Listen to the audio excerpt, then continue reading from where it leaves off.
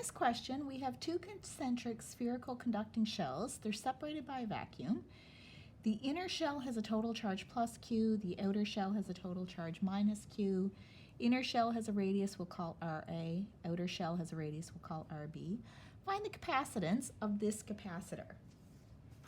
So even though it's two spheres together, it's still a capacitor because it's still two conductors separated by some distance. If we want to find the capacitance, we know that capacitance is the charge divided by the potential. Capacitance is always a positive quantity, so why don't we write down the magnitude of the potential difference between the two shells. So what do we mean by VAB? So the magnitude of VAB will be the potential of A, subtract the potential of B. A is positive, it has a positive potential. We'll subtract the potential of B, that's negative, that's the lower potential. So A minus B would give us a positive. So VA is the potential at the surface of a positive shell.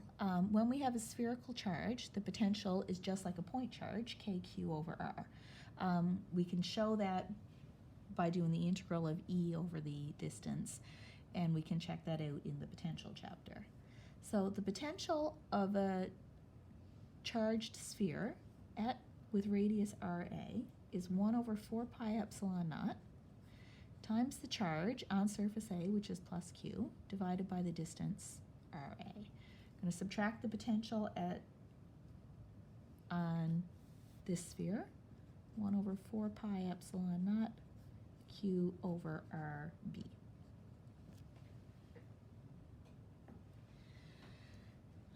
We can take our common factors outside. Q over 4 pi epsilon naught, 1 over RA minus 1 over RB. We can leave it like this, or we can simplify our fraction a little bit by finding a common denominator. So our common denominator would be RA times RB. Multiply this guy by RB over RB, this one by RA over RA. So there's an expression for our potential difference between the two plates.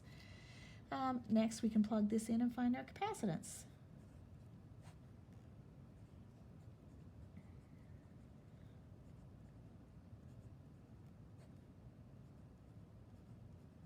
Our Q's cancel, and we're left with 4 pi epsilon naught RA times RB divided by RB minus RA. So there's the capacitance of a spherical capacitor.